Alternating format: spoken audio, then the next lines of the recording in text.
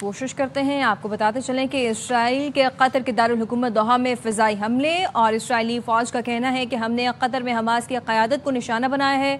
हमले में हमास की आला क़यादत को निशाना बनाया गया है और हमास के नुमाइंदे मुज़ाकरात के लिए कतर में मौजूद थे। अरब मीडिया के मुताबिक दोहा के इलाके कतारा में 6 धमाके सुने गए हैं और हमास रहनुमा खलील अल-हया और ज़हीर जबरैन इसराइली हमलों में शहीद हुए हैं। और इसराइली फ़ौज का कहना है कि हमने कतर में हमास की आला क़यादत को निशाना बनाया है। ये हमले तब किए गए जब हमास के नुमाइंदे मुज़ाकरात के लिए कतर में मौजूद थे।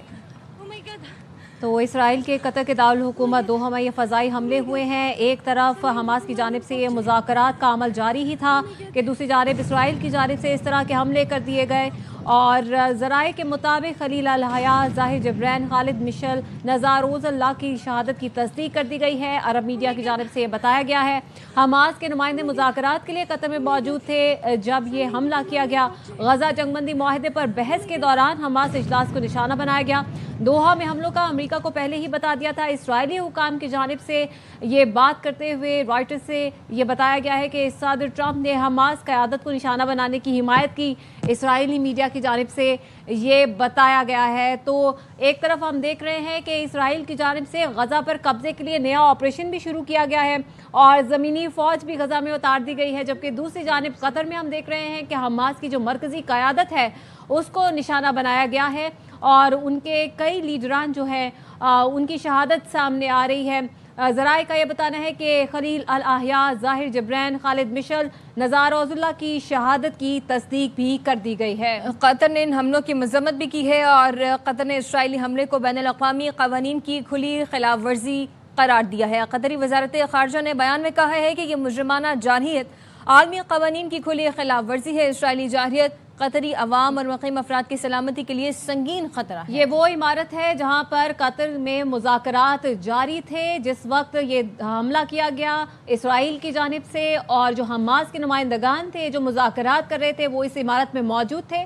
इमारत की हालत देखने के बाद आपको अंदाज़ा हो सकता है कि किस तरह से हमला किया गया है। फ़ज़ाई हमला किया गया इसराइल की जानिब से। इसी इमारत में मौजूद थे हमास के रहनुमा जो की जा रही थी और मुआहदे की बातें की जा रही थी और एक ऐसे वक्त में जहां पर मुआहदे की बातें की जा रही हों और दूसरी जानिब से इसराइल की जानिब से इस तरह का हमला कर दिया जाए तो इसराइल के जो तमाम मामलात हैं वो खुलकर सामने आ जाते हैं। हमने देखा कि इससे पहले भी जब भी हमास की जानिब से मुज़ाकरात को इनिशिएट किया गया तो इसी तरह की कोई सूरत हाल पैदा कर दी गई। उनके रहनुमाओं को निशाना बनाया गया, उनके कुछ रहनुमा जो ईरान में मौजूद थे उनको वहाँ पर टारगेट किया गया।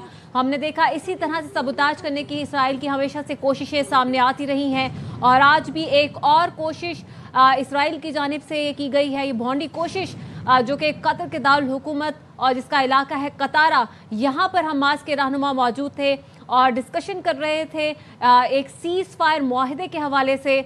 और जब ये हमला किया गया और हमास के कुछ अहम रहनुमाओं को इसमें निशाना बनाया गया और आपको ये भी बताएं कि कतरी वज़ारत ख़ारजा की जानिब से भी इस हमले के बाद रद्द अमल सामने आया और उन्होंने ये कहा कि कतर ने इसराइली हमले को ये बैनुल-अक़वामी क़वानीन की खुली खिलाफ वर्जी है और ये मुजरिमाना जारियत आलमी क़वानीन की खुली खिलाफ वर्जी है।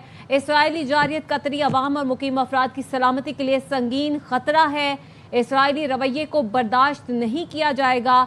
खित्ते के अमन सलामती से मुसलसल खिलवाड़ नाकाबिले कबूल है। कतर जो एक सालिसी का किरदार अदा कर रहा था, दो जो ओपोनेंट्स हैं उनके दरमियान, इसराइल और हमास के दरमियान मुज़ाकरात को इनिशिएट कर रहा था और एक सालिसी का किरदार अदा कर रहा था। अब उसकी जानिब से भी ये सख्त रद्द-ए-अमल सामने आया है। उसके बाद जब कतर में ये हमला किया गया हमास के रहनुमाओं पर और हमास के कुछ अहम रहनुमाओं इसमें शहीद भी हुए हैं जिनमें बताया जा रहा है कि खलील अल-हया, ज़ाहिर जबरैन, खालिद मिशल और नज़ार ओज़ल्ला शामिल हैं। जी हाँ, इसराइल ने कतर के दारुल-हुकूमत दोहा में फ़िज़ाई हमले किए हैं और इन हमलों में हमास के अहम रहनुमा शहीद हुए हैं जिनमें खलील अल-हया और ज़हीर जबरैन भी शामिल हैं। और इसराइली फ़ौज ने ये कहा है कि हमने कतर में हमास की आला क़यादत को निशाना बनाया है।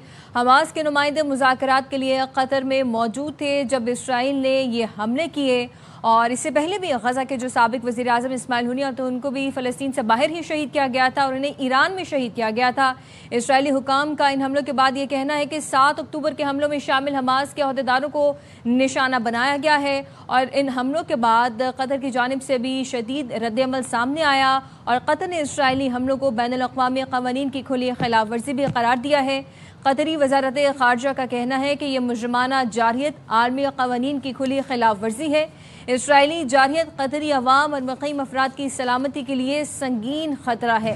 اسرائیلی رویے کو برداشت نہیں کیا جائے گا، یہ کہنا ہے قطری وزارت خارجہ کا۔ مزید کہا گیا ہے کہ خطے کے امن و سلامتی سے مسلسل کھلواڑ اب ناقابل قبول ہے۔ آپ کو بتاتے چلیں کہ حماس کے رہنما سیز فائر کے لیے اور تمام تر مذاکرات کے لیے قطر میں موجود تھے جب اسرائیل نے فضائی حملے کیے اور 6 دھماکے سنے گئے، اور ان دھماکوں میں حماس کے اہم رہنما شہید بھی ہوئے ہیں۔